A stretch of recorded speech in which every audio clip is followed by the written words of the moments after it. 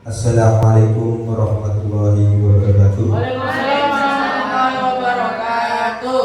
Yang terhormat Ibu Kepala Sekolah SDN Sumberjuru 2 Kecamatan Kalisat, Kabupaten Jember. Yang terhormat Bapak Ibu Guru beserta didik dan juga adik-adik kampus mengajar. Puji syukur kehadirat Allah Subhanahu wa Ta'ala yang mana pada siang hari ini pada tanggal 10 bulan 6 tahun 2024 di SDN Sumberjuru 2 telah ada calon JGP angkatan 10 yaitu Ibu Dina, yang mana pada hari ini Ibu Dina akan menyampaikan budaya positif.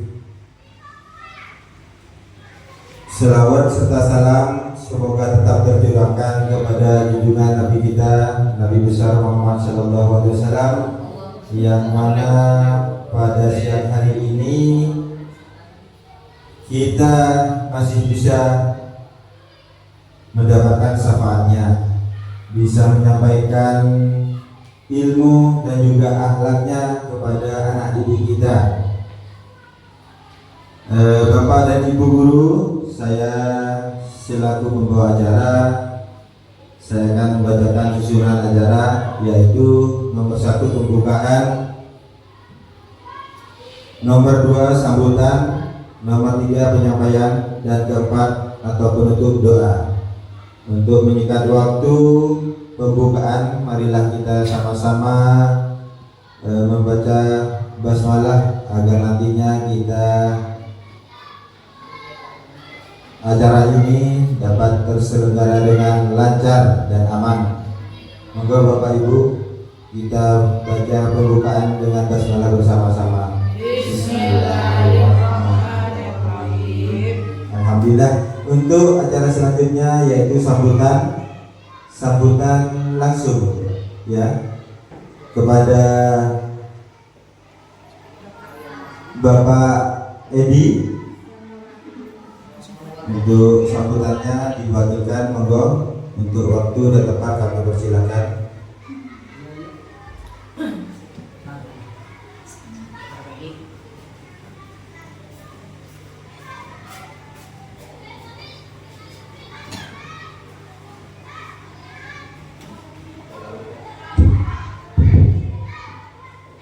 Assalamualaikum warahmatullahi wabarakatuh. Waalaikumsalam warahmatullahi wabarakatuh. Mohon maaf, saya hanya mewakili kepala sekolah yang saat ini sedang melaksanakan dinas. Ada kepentingan di Dinas Pendidikan Kabupaten Jember terkait dengan pembelajaran atau kegiatan yang akan dilaksanakan oleh siswa. Bismillahirrahmanirrahim. Alhamdulillahirabbil alamin. Assalatu wassalamu ala sayyidina Muhammadin wa ala alihi washabbihi ajma'in. Amma ba'du. Yang terhormat Bapak Ibu Dewan Guru SDN Sumberjuru 2 yang saat ini sudah hadir. Yang terhormat kakak-kakak KKN dari kampus Merdeka, kakak-kakak dari kampus Merdeka dari Universitas Jember. Kemudian yang terhormat Ibu Dina selaku CGP angkatan 10 dari SDN Sumberjuru 2. Puji syukur alhamdulillah senantiasa akan kita sampaikan, kita aturkan kepada Allah Subhanahu wa Ta'ala, yang mana pada hari ini kita masih diberikan kesehatan dan kesempatan untuk dapat mengikuti acara ini. Yang kedua, salawat dan salam semoga tetap tercurahkan kepada junjungan kita Nabi Muhammad Sallallahu Alaihi Wasallam. Semoga kita semua mendapatkan syafaat beliau. Bapak Ibu yang terhormat, pada hari ini kita akan melaksanakan bersama-sama mengikuti diseminasi budaya positif yang nanti akan disampaikan oleh Ibu Eka Astia Ginawati SPD, yang mana beliau telah sampai kepada tahap saat ini, yaitu diseminasi budaya positif. Kiranya nanti untuk diseminasi ini dapat kita laksanakan dengan sebaik mungkin. Kemudian hal-hal positif nanti yang disampaikan dapat kita aplikasikan, dapat kita sampaikan kepada siswa SD 72, yang mana harapannya adalah siswa dapat menjadi siswa yang memiliki budaya yang dapat meningkatkan prestasi, baik prestasi akademis ataupun prestasi non akademis yang diperoleh oleh siswa sendiri. Nah, harapan saya selaku Dewan Guru nantinya diseminasi ini dapat menjadi sebuah teori, dapat menjadi sebuah ilmu yang akan memberikan nilai tambah, nilai positif bagi kita semua, sehingga diharapkan nanti kita menjadi guru yang profesional di bidang masing-masing. Bapak Ibu yang saya hormati, demikian sambutan mewakili kepala sekolah. Harapan terakhir bahwa acara ini akan dapat dilaksanakan dengan sebaik-baiknya dan oleh ridho Allah Subhanahu wa Ta'ala. Demikian kurang lebihnya sambutan yang mewakili kepala sekolah saya sampaikan. Salah kata saya mohon maaf yang sebesar-besarnya. Dengan diakhiri wabillahi taufiq wal hidayah. Wassalamualaikum warahmatullahi wabarakatuh. Waalaikumsalam warahmatullahi wabarakatuh.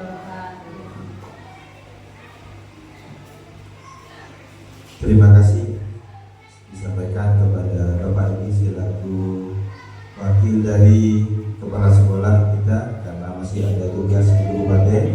Selanjutnya yaitu penyampaian yang mana langsung mungkin kepada Ibu Dina. Waktu dan tempat juga silakan.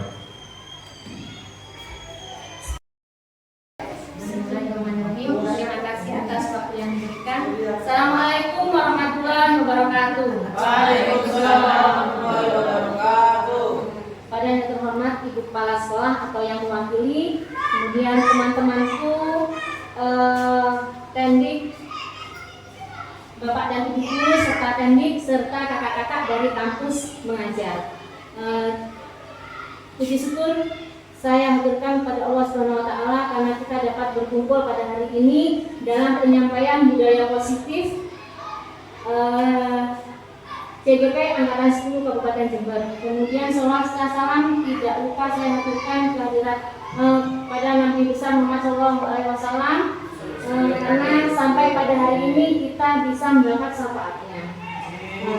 Bapak dan Ibu guru hebat, hari ini saya ingin menyebarkan pemahaman dan penerapan pengalaman budaya positif. Saya Eka Asda Dinawati, CGP Angkatan 10 Kabupaten Jember. Next. Oke, sebelum kita memulai kegiatan ini, saya harap Bapak dan Ibu guru hebat berdiri sebentar saja. Kemudian cari teman, ambil posisi berhadapan. Oke? Oke, kita akan memulai berhadapan. Cari orang dong, Pak Hadi dan Pak Dani. Oke? Oke, kita coba tersenyum selama 30 detik. Oke? Awalnya memang agak berat ya, tersenyum selama 30 detik. Tapi lama-lama kita akan benar-benar tersenyum. Dan apa yang kita rasakan? Bahagia. Oke,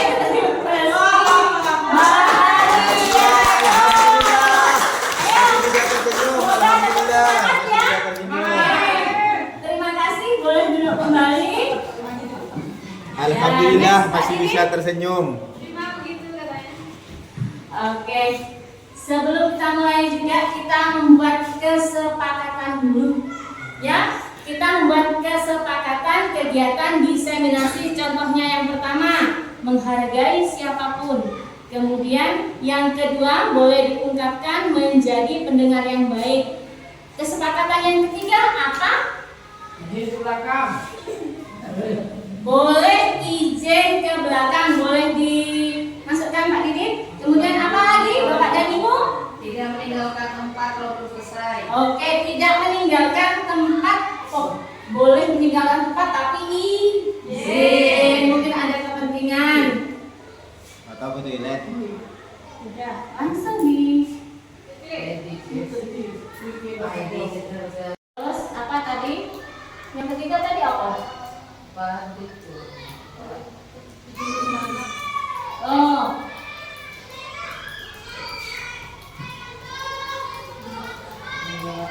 Jika ada kepentingan. oke. Apa lagi kesepakatan yang keempat? Di belakang. Kan sama dengan tidak meninggalkan tempat, izin terlebih dahulu. Tidak merokok. Tidak merokok. Tidak boleh merokok. Tapi kalau kau tidak apa-apa. Oke. Jadi tak boleh. Oke, Bapak dan Ibu, kiranya juga kesepakatan kita. Oke, next. Oke.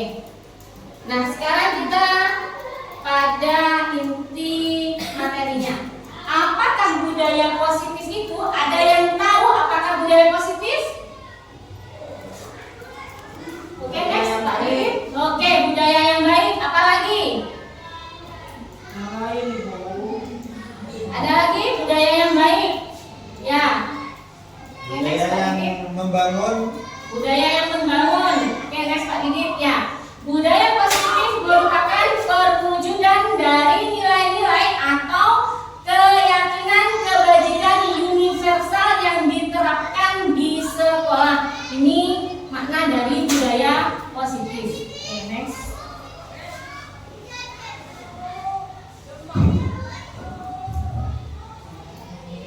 Oke, konsep dari inti budaya positif yang akan kita pelajari pada hari ini yaitu perubahan paradigma baru pembelajaran. Kemudian yang kedua disiplin positif, ada nilai-nilai kebajikan, kemudian kebutuhan dasar manusia, kemudian motivasi perilaku manusia, posisi kontrol guru, kemudian keyakinan kelas, dan yang terakhir yaitu segitiga restitusi. Nah, dari beberapa materi ini pasti dalam benak kita masih apa ya? Apa sih itu? Ya? Oke, next Pak Didit. Nah, pembelajaran dengan paradigma baru, ya.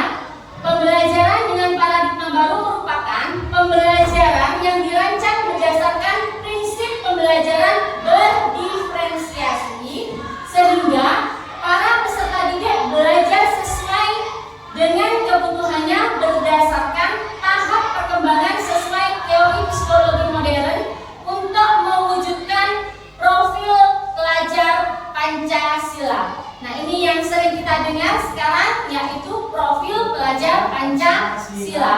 Jadi perubahan paradigma baru ini yaitu perubahan dari pembelajaran stimulus respon menjadi teori kontrol. Nah, ini yang akan kita pelajari yang sangat penting sekali untuk saat ini.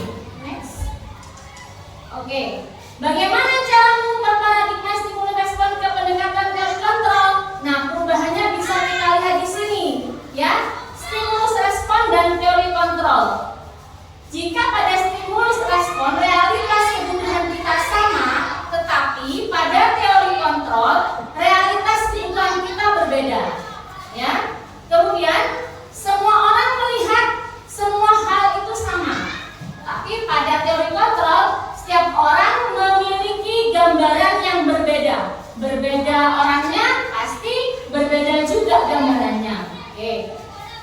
Kemudian kita mencoba mengubah orang agar berpandangan sama dengan kita. Pada stimulus kontrol, kita hanya stimulus respon, kita menganggap bahwa ayo ini pandangan saya.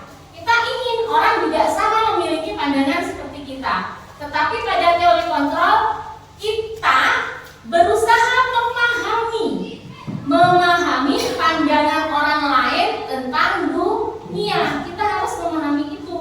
Kemudian stimulus respon perilaku buruk dilihat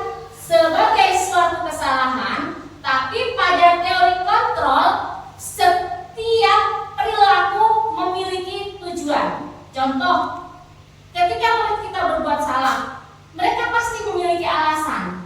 Ya. Nah, apa tujuannya? Kenapa berbuat salah? Pada teori kontrol seperti itu. Kemudian pada stimulus respon, orang lain bisa mengontrol saya, tapi pada teori kontrol hanya kita sendiri yang bisa mengontrol diri kita. Kemudian stimulus respon, saya bisa mengontrol orang lain, tapi pada teori kontrol aku tidak bisa mengontrol orang lain. Ya. Kemudian pemaksaan ada pada saat bujukan gagal. Tapi dalam teori kontrol, kolaborasi dan konsensus menciptakan pilihan-pilihan baru. Seperti tadi waktu membuat keyakinan, nah seperti itu. Kemudian model berpikir menang atau kalah. Tapi pada teori kontrol, model berpikir menang dan menang. Next.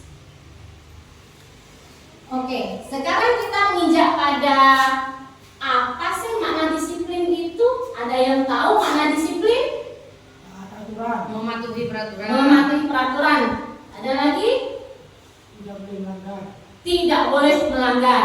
Oke, kita lihat next.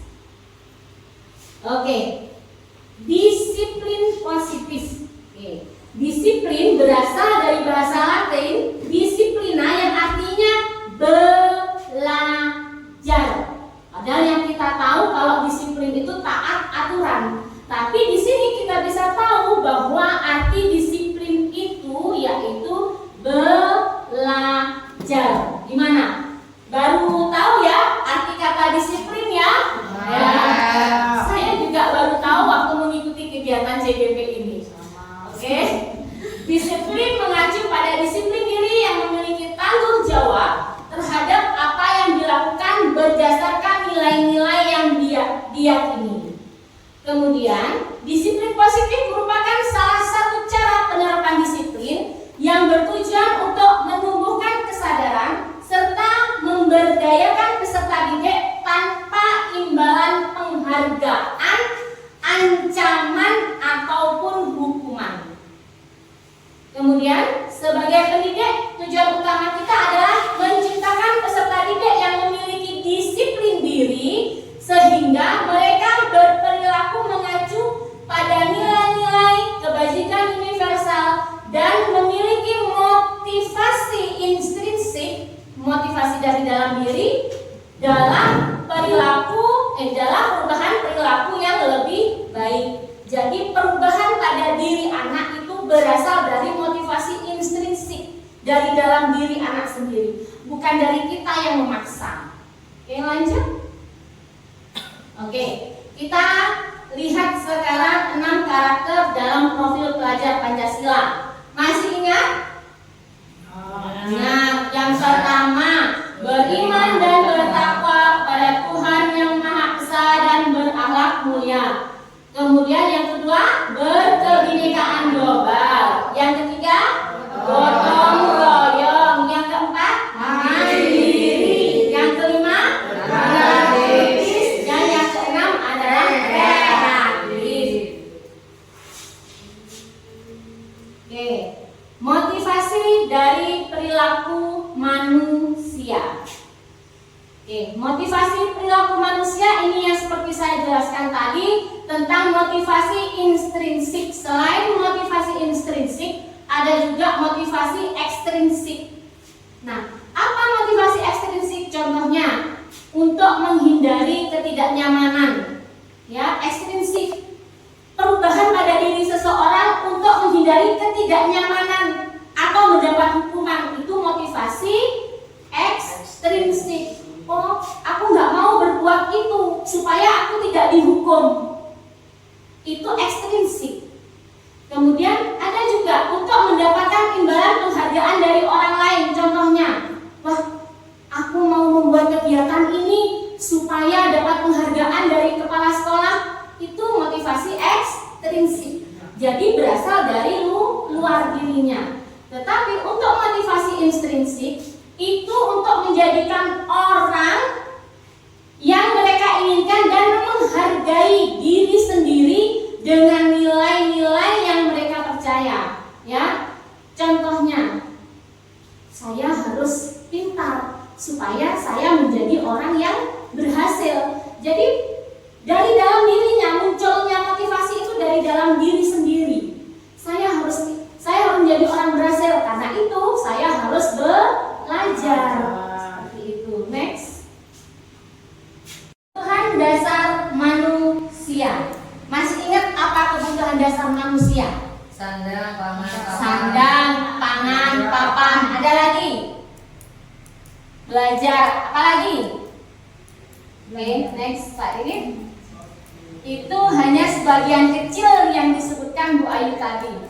Oke. Ketika seorang murid melakukan suatu perbuatan yang bertentangan dengan nilai-nilai kebajikan, artinya ketika murid itu berbuat salah atau melanggar peraturan, hal itu pasti memiliki alasan. Ya, yang sebenarnya dikarenakan mereka gagal memenuhi kebutuhan dasar mereka. Next.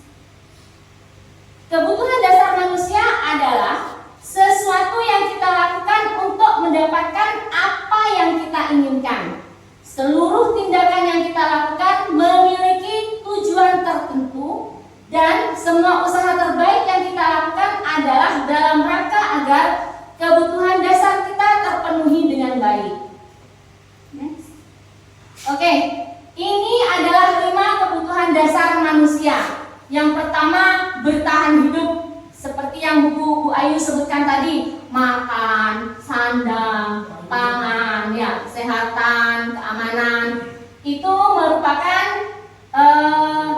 kebutuhan dasar manusia yang pertama. Yang kedua yaitu kasih sayang. Ya, wah ini langsung yeay, karena banyak kasih sayang yang ditebarkan. Oke, kasih sayang terdiri dari rasa diterimakan, dipedulikan, berbagi, kerjasama, ya, dan menjadi bagian dalam satu kelompok, seperti dari kakak-kakak kampus mengajar ini, ya.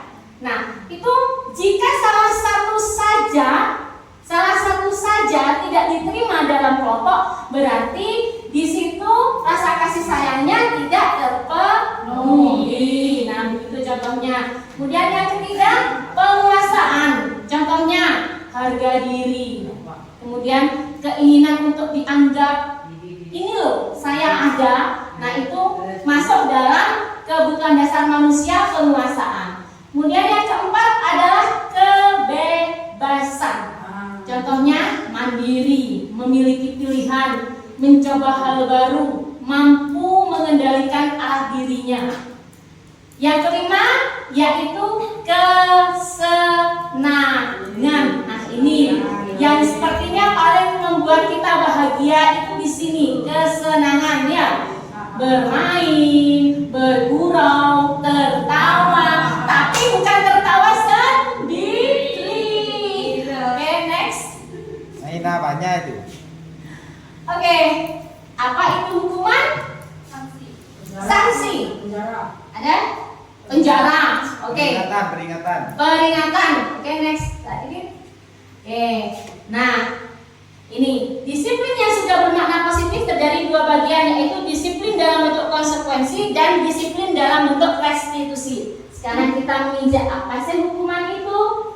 Nah, hukuman berbentuk sanksi yang diberikan sebagai akibat langsung dari tindakan melanggar aturan. Jadi yang disebutkan tadi betul semua, ya.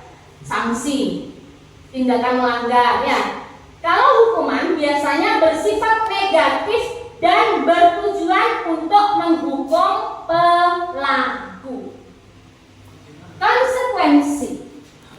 Konsekuensi adalah akibat dari tindakan yang dilakukan, lebih berfokus pada pembelajaran daripada hukuman. Kemudian tujuannya yaitu untuk membantu murid memahami dampak dari tindakan melanggar hukum. Restitusi, ada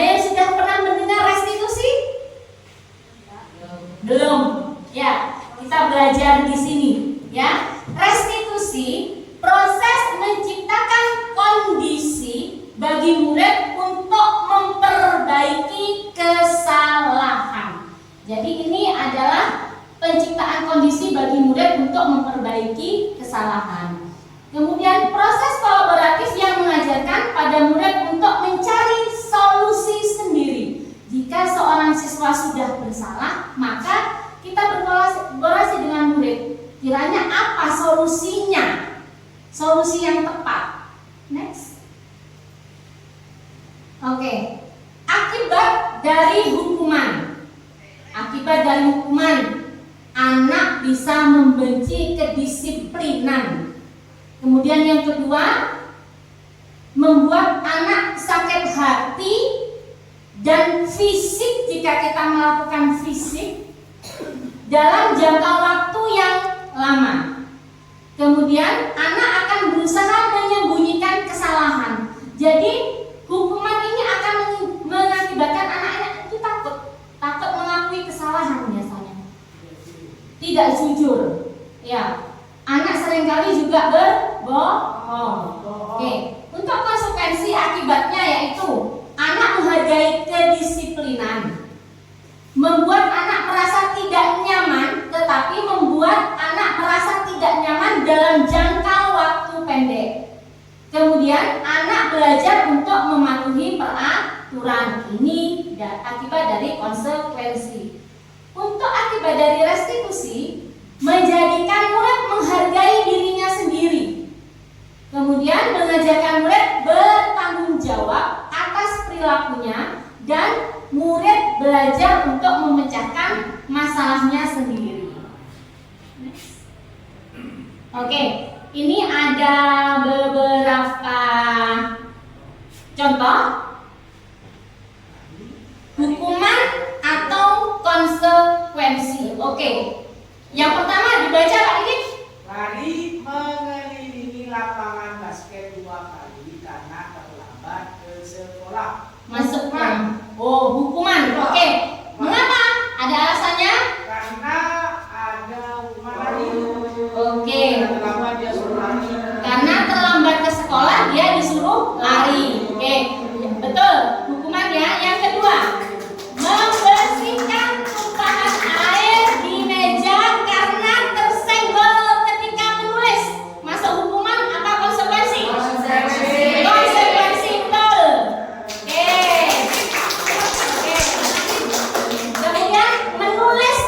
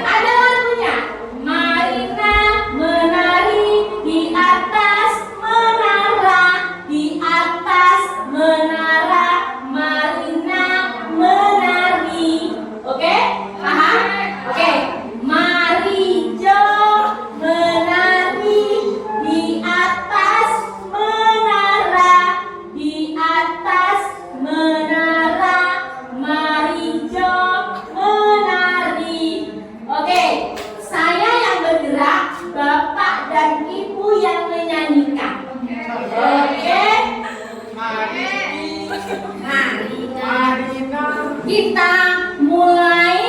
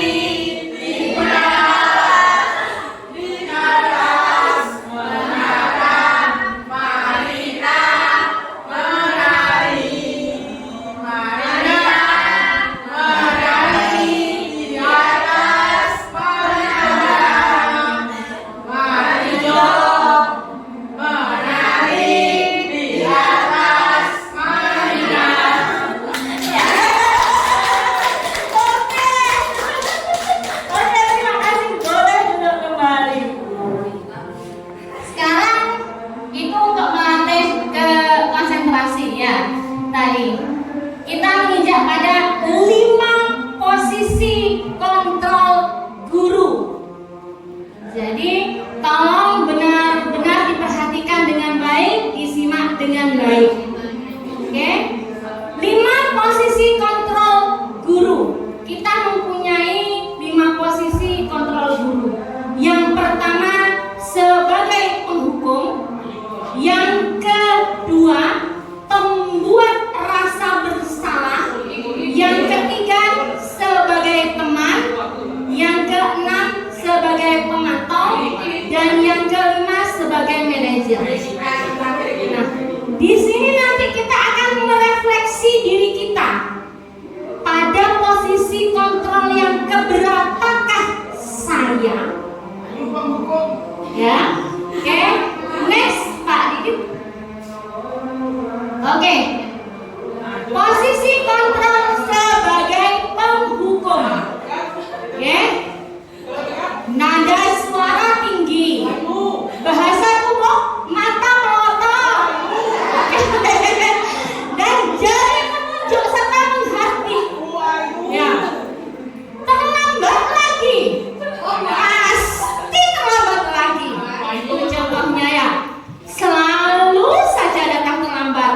Nah, seperti ini. Ya.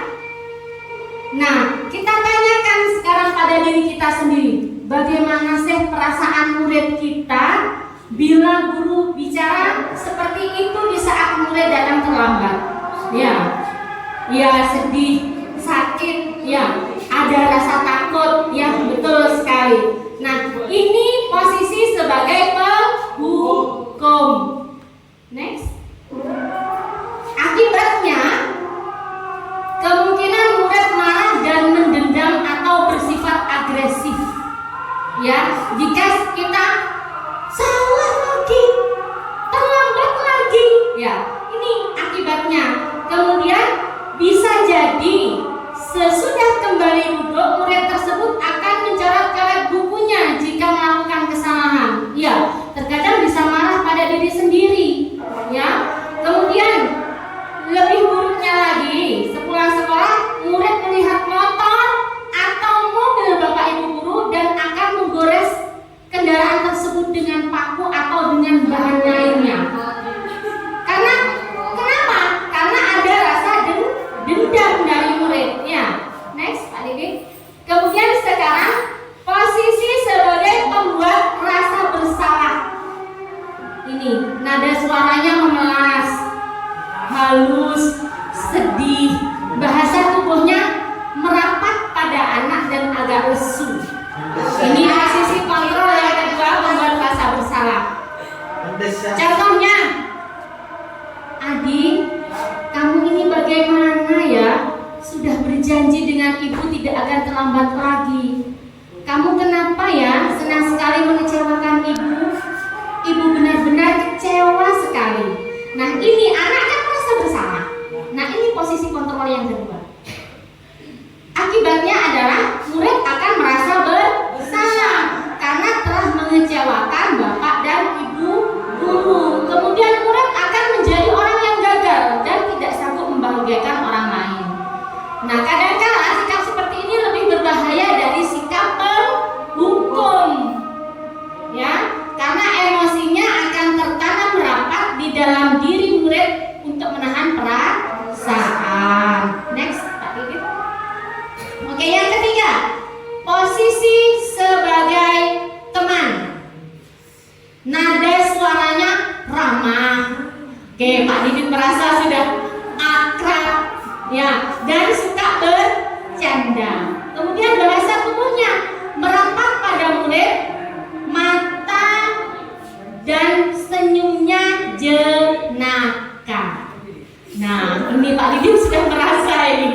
Oke, contohnya, Adi, ayolah, bagaimana sih kamu?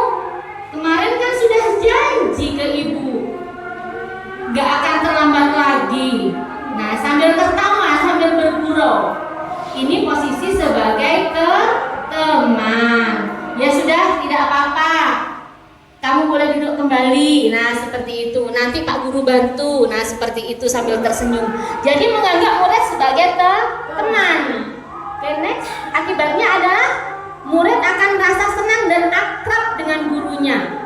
Ini sebenarnya termasuk dalam dampak positif. Hanya saja ada sisi negatifnya. Murid bisa tergantung pada guru.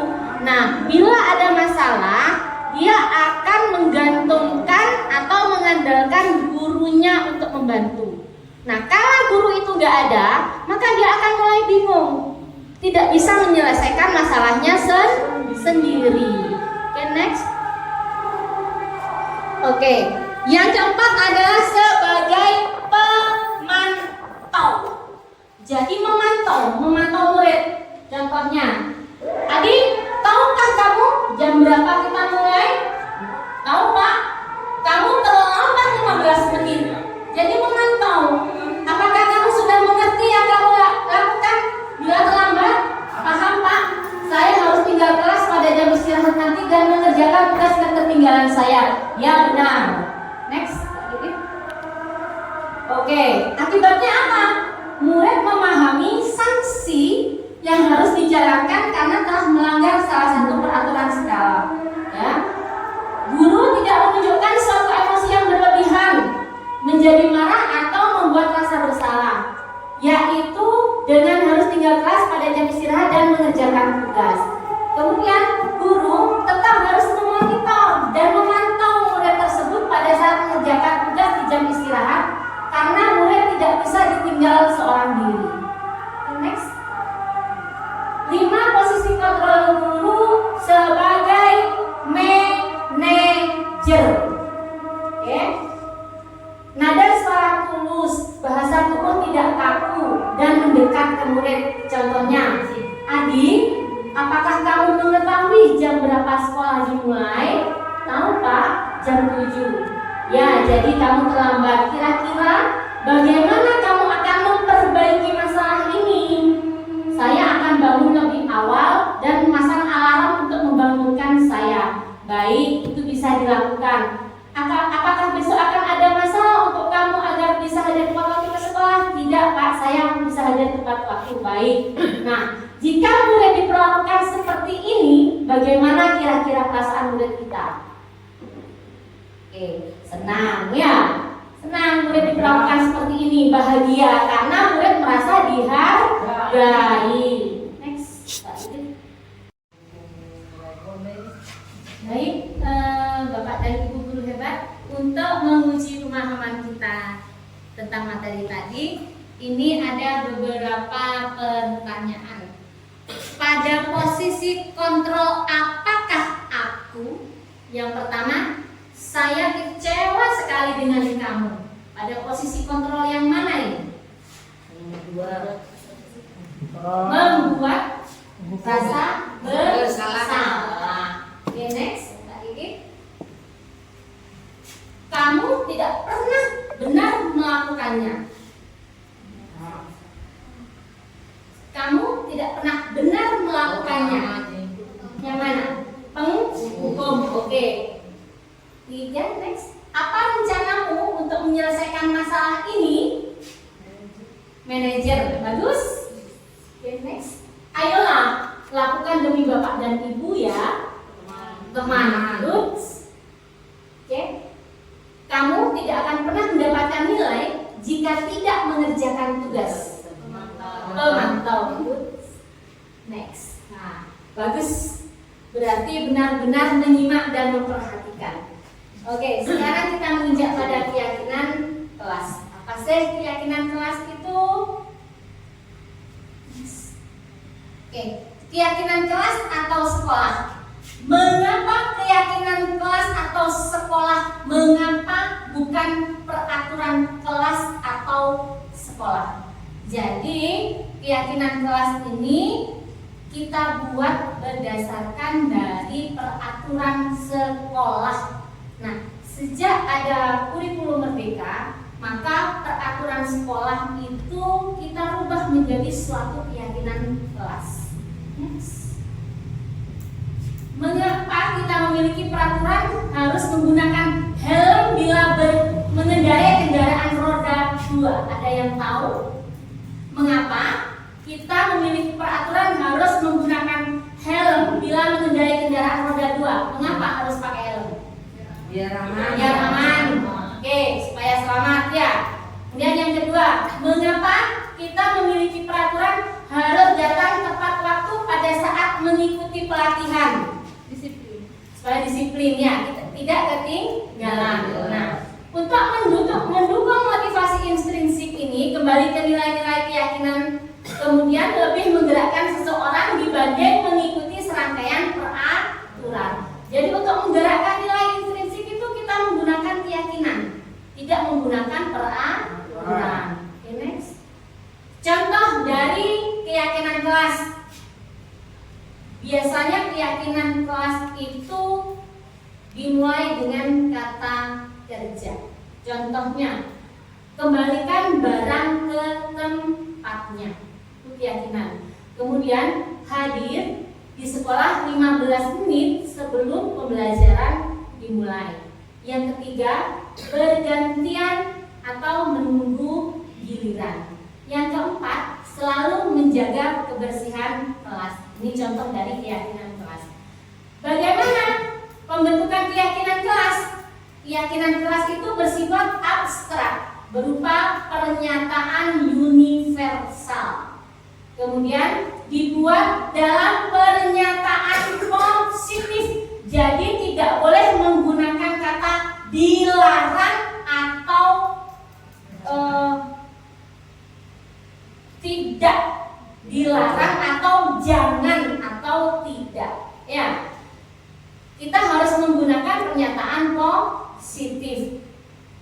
Buat keyakinan kelas sedikit saja agar mudah diingat oleh murid. Kemudian sesuaikan dengan kondisi kelas atau sekolah sehingga mudah sekali diterapkan. Jadi jangan buat keyakinan kelas yang terlalu tinggi. Kemudian semua warga sekolah atau kelas dilibatkan dalam membuat keyakinan kelas atau keyakinan sekolah.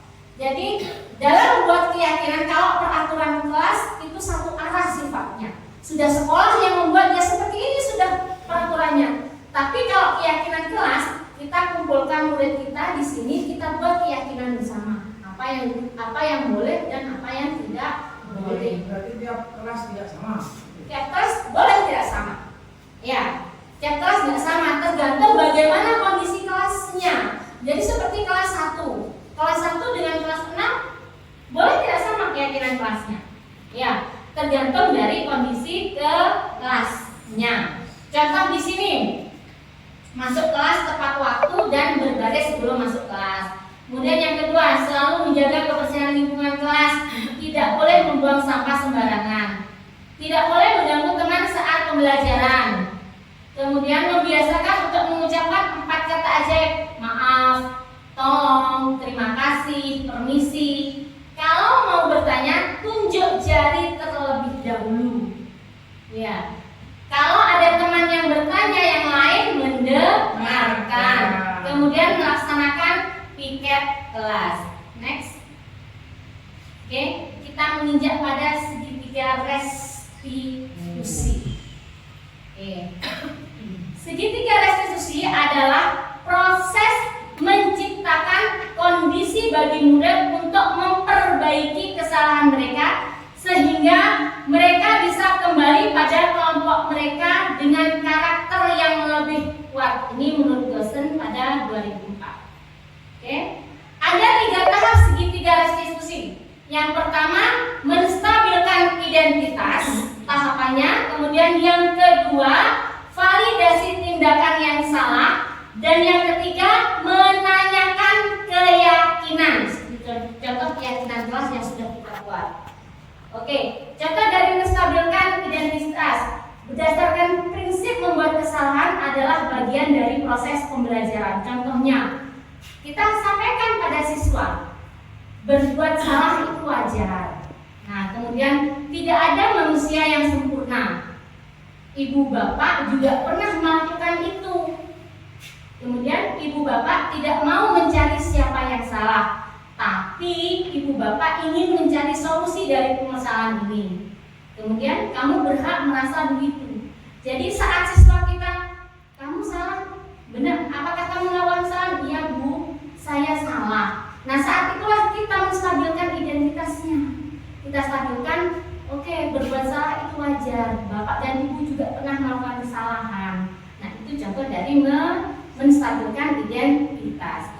Kemudian langkah yang kedua yaitu validasi tindakan yang salah. Berdasarkan prinsip setiap perilaku berupaya memenuhi suatu kebutuhan tertentu. Contoh, kamu pasti punya alasan melakukan hal itu, bukan? Padahal kamu bisa melakukannya lebih buruk dari ini ya. Kamu patut bangga karena telah melindungi sesuatu yang penting bagimu. Kemudian kamu melakukannya karena mempertahankan sesuatu yang penting. Jadi ini seperti semacam alasan bagi anak. Oke, next. Dan yang terakhir, yang ketiga, menanyakan keyakinan. Nah, berdasarkan prinsip teori kontrol bahwa pada dasarnya kita termotivasi secara intrinsik. Setelah murid kita mengaku salah, kemudian kita lakukan seperti yang tadi. Yang terakhir adalah menanyakan keyakinan. Apa keyakinan kelas kita yang telah kamu langgar? Kemudian nilai-nilai apa yang telah disepakati bersama? Seperti apa gambaran sebuah kelas yang ideal menurut kamu? Kamu ingin menjadi orang yang seperti apa? Nah, kalimat-kalimat seperti ini untuk menanyakan keyakinan. Oke, next. Oke. Dalam penerapan program disiplin positif, hendaknya guru memiliki standar kepribadian profesional dan sosial yang baik, di mana guru mampu merefleksi dirinya dalam posisi kontrol saat ini. Bagaimana perjalanan dirinya sebagai among atau manajer yang menuntun murid-muridnya menjadi insan yang mandiri, merdeka, dan bertanggung jawab. Next. Hari Rabu kita makan kerak. Jangan lupa memberi obat. Mohon maaf jika ada yang kurang. Semoga bisa memberi manfaat. Terima kasih jawaban kedua. Wassalamualaikum warahmatullahi wabarakatuh. Waalaikumsalam warahmatullahi wabarakatuh.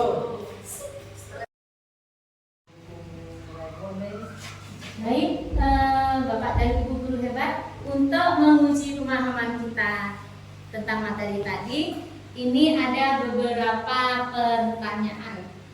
Pada posisi kontrol apakah aku? Yang pertama, saya kecewa sekali dengan kamu. Pada posisi kontrol yang mana ini? Membuat rasa bersalah. Oke, next. Lagi. Kamu tidak pernah benar melakukannya. Kamu tidak pernah benar melakukannya. Yang mana? Penghukum. Oke. 3, next. Apa rencanamu untuk menyelesaikan masalah ini? Manajer. Bagus. Oke, next. Ayolah, lakukan demi bapak dan ibu ya. Teman. Good. Oke. Kamu tidak akan pernah mendapatkan nilai jika tidak mengerjakan tugas. Mantap. Next. Nah, bagus. Berarti benar-benar menyimak dan memperhatikan. Oke, sekarang kita menginjak pada keyakinan kelas. Apa sih keyakinan kelas itu? Oke, keyakinan kelas atau sekolah. Mengapa keyakinan kelas atau sekolah? Mengapa bukan peraturan kelas atau sekolah? Jadi, keyakinan kelas ini kita buat berdasarkan dari peraturan sekolah. Nah, sejak ada kurikulum merdeka, maka peraturan sekolah itu kita rubah menjadi suatu keyakinan kelas. Yes. Mengapa kita memiliki peraturan harus menggunakan helm bila mengendarai kendaraan roda 2? Ada yang tahu? Mengapa kita memiliki peraturan harus menggunakan helm bila mengendarai kendaraan roda 2? Mengapa harus pakai helm? Biar aman. Biar aman. Oke, supaya selamat ya. Kemudian yang kedua, mengapa kita memiliki peraturan harus datang tepat waktu pada saat mengikuti pelatihan? Disiplin. Supaya disiplin ya, kita tidak ketinggalan. Nah, untuk mendukung motivasi intrinsik ini, kembali ke nilai-nilai keyakinan, kemudian lebih menggerakkan seseorang dibanding mengikuti serangkaian peraturan. Jadi untuk menggerakkan nilai intrinsik itu kita menggunakan keyakinan, tidak menggunakan peraturan. Oke, next. Contoh dari keyakinan kelas. Biasanya keyakinan kelas itu dimulai dengan kata kerja. Contohnya, kembalikan barang ke tempatnya.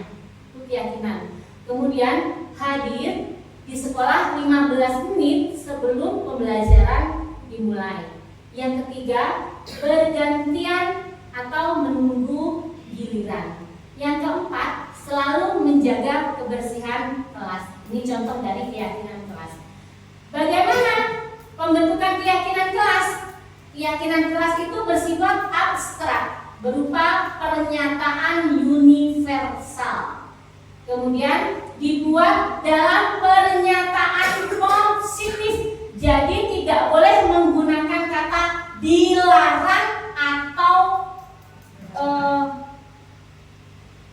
tidak dilarang atau jangan atau tidak. Ya, kita harus menggunakan pernyataan positif. Buat keyakinan kelas sedikit saja agar mudah diingat oleh murid. Kemudian sesuaikan dengan kondisi kelas atau sekolah sehingga mudah sekali diterapkan. Jadi jangan buat keyakinan kelas yang terlalu tinggi. Kemudian semua warga sekolah atau kelas dilibatkan dalam membuat keyakinan kelas atau keyakinan sekolah. Jadi dalam membuat keyakinan, kalau peraturan kelas itu satu arah sifatnya. Sudah sekolah yang membuat ya seperti ini sudah peraturannya. Tapi kalau keyakinan kelas, kita kumpulkan murid kita di sini, kita buat keyakinan bersama. Apa yang boleh dan apa yang tidak boleh. Berarti tiap kelas tidak sama. Tiap kelas boleh tidak sama. Ya, tiap kelas tidak sama, tergantung bagaimana kondisi kelasnya. Jadi seperti kelas 1. Kelas 1 dengan kelas 6 boleh tidak sama keyakinan kelasnya. Ya, tergantung dari kondisi kelasnya. Contoh di sini. Masuk kelas tepat waktu dan berbaris sebelum masuk kelas. Kemudian yang kedua, selalu menjaga kebersihan lingkungan kelas. Tidak boleh membuang sampah sembarangan.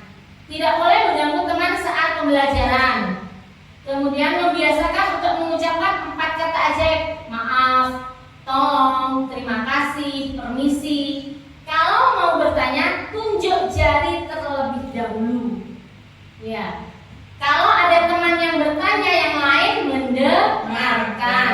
Kemudian melaksanakan piket kelas. Next. Oke, kita menginjak pada segitiga restitusi. Oke. Segitiga restitusi adalah proses menciptakan kondisi bagi murid untuk memperbaiki kesalahan mereka sehingga mereka bisa kembali pada kelompok mereka dengan karakter yang lebih kuat. Ini menurut dosen pada 2004. Oke. Ada 3 tahap segitiga restitusi. Yang pertama, menstabilkan Kemudian yang kedua, validasi tindakan yang salah. Dan yang ketiga, menanyakan keyakinan. Contoh keyakinan kelas yang sudah kita buat. Oke, contoh dari menstabilkan identitas. Berdasarkan prinsip membuat kesalahan adalah bagian dari proses pembelajaran. Contohnya, kita sampaikan pada siswa, berbuat salah itu wajar. Nah, kemudian tidak ada manusia yang sempurna. Ibu bapak juga pernah melakukan itu. Kemudian ibu bapak tidak mau mencari siapa yang salah, tapi ibu bapak ingin mencari solusi dari permasalahan ini. Kemudian kamu berhak merasa begitu. Jadi saat siswa kita, kamu salah, benar? Apakah kamu melakukan salah? Iya bu, saya salah. Nah saat itulah kita menstabilkan identitasnya. Kita stabilkan, oke, berbuat salah itu wajar. Bapak dan ibu juga pernah melakukan kesalahan. Nah itu contoh dari menstabilkan identitas. Kemudian langkah yang kedua yaitu validasi tindakan yang salah. Berdasarkan prinsip setiap perilaku berupaya memenuhi suatu kebutuhan tertentu. Contoh, kamu pasti punya alasan melakukan hal itu, bukan? Padahal kamu bisa melakukan yang lebih buruk dari ini ya. Kamu patut bangga karena telah melindungi sesuatu yang penting bagimu. Kemudian kamu melakukannya karena mempertahankan sesuatu yang penting. Jadi ini seperti semacam alasan bagi anak. Oke, next.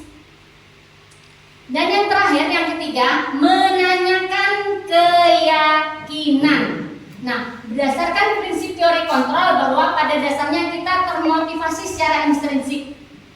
Setelah murid kita mengaku salah, kemudian kita lakukan seperti yang tadi.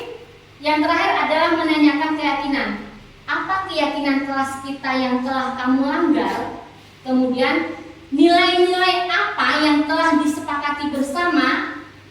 Seperti apa gambaran sebuah kelas yang ideal menurut kamu? Kamu ingin menjadi orang yang seperti apa? Nah, kalimat-kalimat seperti ini untuk menanyakan keyakinan. Oke, next. Oke. Dalam penerapan program disiplin positif, hendaknya guru memiliki standar kepribadian profesional dan sosial yang baik, di mana guru mampu merefleksi dirinya dalam posisi kontrol saat ini. Bagaimana perjalanan dirinya sebagai among atau manajer yang menuntun murid-muridnya menjadi insan yang mandiri, merdeka, dan bertanggung jawab. Next. Hari Rabu kita makan kerang. Jangan lupa memberi obat. Mohon maaf jika ada yang kurang. Semoga bisa memberi manfaat. Terima kasih telah wassalamualaikum warahmatullahi wabarakatuh. Waalaikumsalam warahmatullahi wabarakatuh. Assalamualaikum warahmatullahi wabarakatuh. Waalaikumsalam warahmatullahi wabarakatuh. Oke, anak-anak, hari ini Bu Guru ingin membuat suatu kesepakatan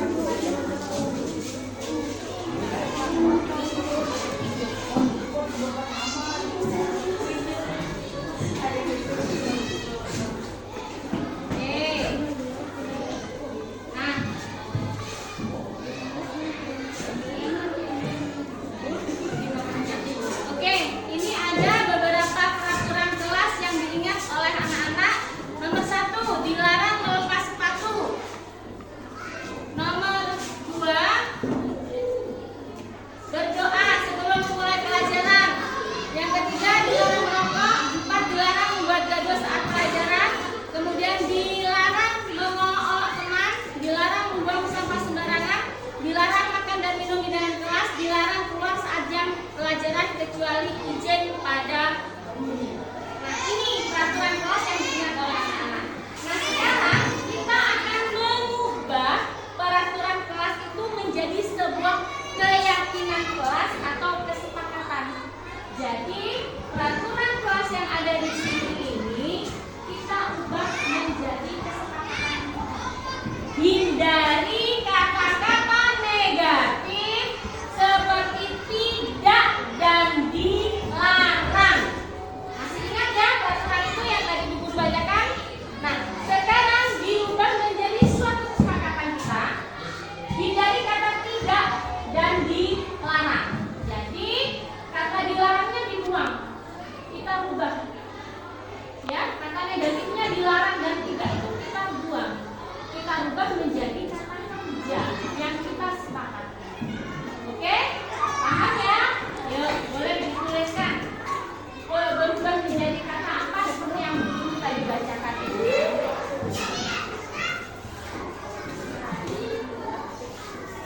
Oke? Sudah? Sudah, anak? Sudah. Oke. Yuk ditempel di papan yang nomor 2. Keyakinan kelas yang sudah dibuat. Ditempel di papan nomor 2.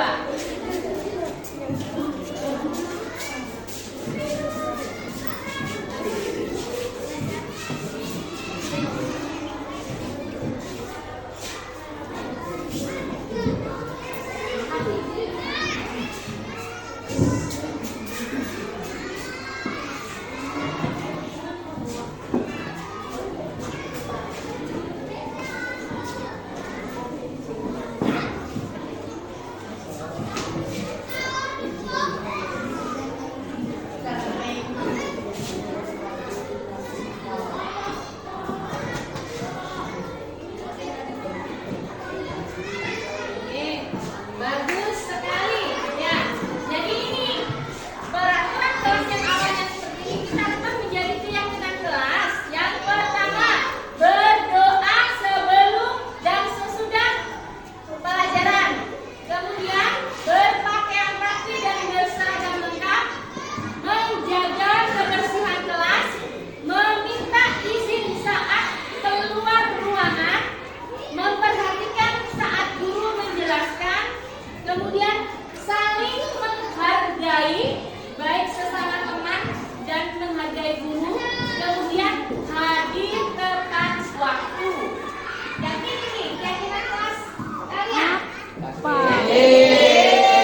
Sepakat? Baik sesama teman dan menghargai guru, kemudian hadir tepat waktu. Yakin ini keyakinan kelas kalian? Sepakat? Berarti kalau yakin dan sepakat, ini yang harus kalian lakukan. Harus kalian lakukan dari dalam diri. Oke? Nah, dari keyakinan kelas ini anak-anak, ini kita akan mencari nilai kebajikannya. Nilai kebajikan dari berdoa sebelum mulai pelajaran, berpakaian rapi dan berseragam lengkap, menjaga kebersihan kelas, meminta izin saat keluar ruangan, memperhatikan saat guru menjelaskan, saling menghargai dan hadir tepat waktu. Ada beberapa nilai kebajikan seperti tanggung jawab, disiplin, ya, saling menghormati. Nah, ini contoh dari kata-kata kebajikan yang guru jelaskan kemarin. Nah, yuk dari keyakinan kelas ini kita cari kata kebajikannya kalian tulis dalam sticky note. Oke? Sudah, anak? Nah, yuk kalian tempel di papan nomor 3. Ada berapa kata kebajikan dari keyakinan kelas ini? Oke, tanggung jawab. Iya, betul. Kemudian menjaga kebersihan kelas, kebersihan oke. Saling menghargai. Dan yang keempat ada disiplin.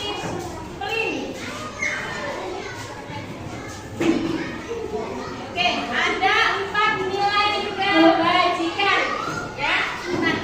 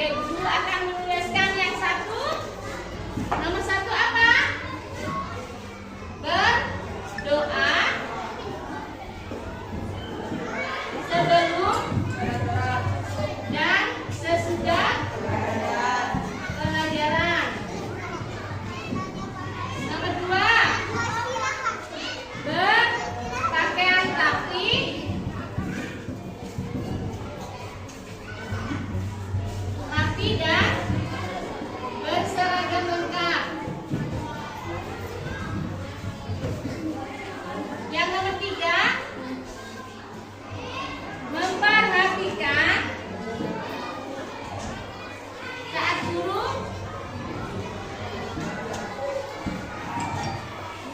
menjelaskan. Yang keempat, saling menghargai.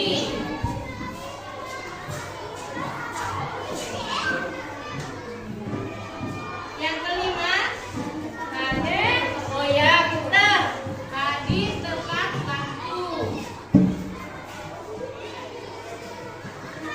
Yang keenam, meminta izin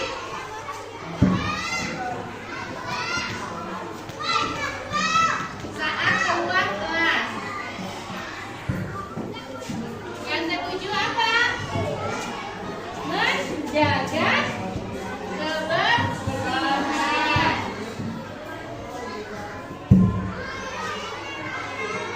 Oke, sudah sepakat dengan keyakinan kelas ini? Yakin bisa melakukan? Oke,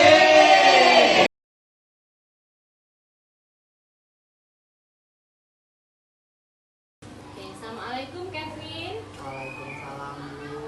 Kevin tahu tidak kenapa Kevin dipanggil di kantor sama Bu Guru? Saya tidak tahu Bu. Oke, ini pada hari Senin kemarin waktu pelaksanaan upacara bendera, waktu Bu Guru mengantar Fitri untuk ikut lomba FLS 2N ke Kabupaten Jember, Bu Guru mendapat laporan video ini.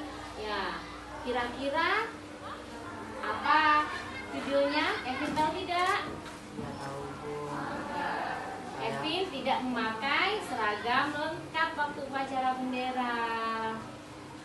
Ya, saya tidak mengaku, saya tidak memakai topi dan ikat pinggang. Oke, menurut Kevin, perbuatan Kevin itu salah apa benar? Salah Bu, Kevin minta maaf. Oke, terima kasih karena Kevin sudah menyadari kesalahan Kevin tidak memakai seragam lengkap waktu upacara bendera, dan perbuatan itu tidak boleh terulang kembali. Baik Bu. Begini Kevin ya, setiap manusia itu memang tidak pernah luput dari kesalahan. Tidak ada manusia yang sempurna. Bu Guru bangga Kevin menyadari kesalahan tersebut, dan Bu Guru harap Kevin tidak mengulangi lagi perbuatan itu. Iya Bu. Nah, sekarang Bu Guru ingin tahu, ya, tentu Kevin mempunyai alasan mengapa tidak memakai seragam lengkap waktu upacara bendera. Iya Bu, jadi Kevin bangunnya kesiangan sehingga terburu-buru ke sekolah dan lupa memakai topi dan ikat pinggang. Oh begitu. Baik, Bu Guru sudah tahu dan paham apa alasan Kevin tidak memakai seragam lengkap saat upacara bendera. Nah sekarang rencana Kevin ke depan apa? Coba pikirkan. Saya tidak akan mengulanginya lagi Bu, saya minta maaf. Sekarang kita mengingat kembali keyakinan kelas yang sudah kita buat di awal tahun pelajaran. Menurut Kevin, keyakinan kelas yang mana yang Kevin langgar? Keyakinan kelas tentang kedisiplinan dan tanggung jawab Bu. Oke, baik, bagus. Berarti Kevin masih mengingat tentang keyakinan kelas yang sudah kita buat di awal tahun pelajaran. Iya Bu. Jadi menurut Kevin, apakah Kevin sudah menjalankan semua keyakinan kelas yang sudah kita buat? Tidak Bu, Kevin melanggar keyakinan tentang kedisiplinan dan tanggung jawab.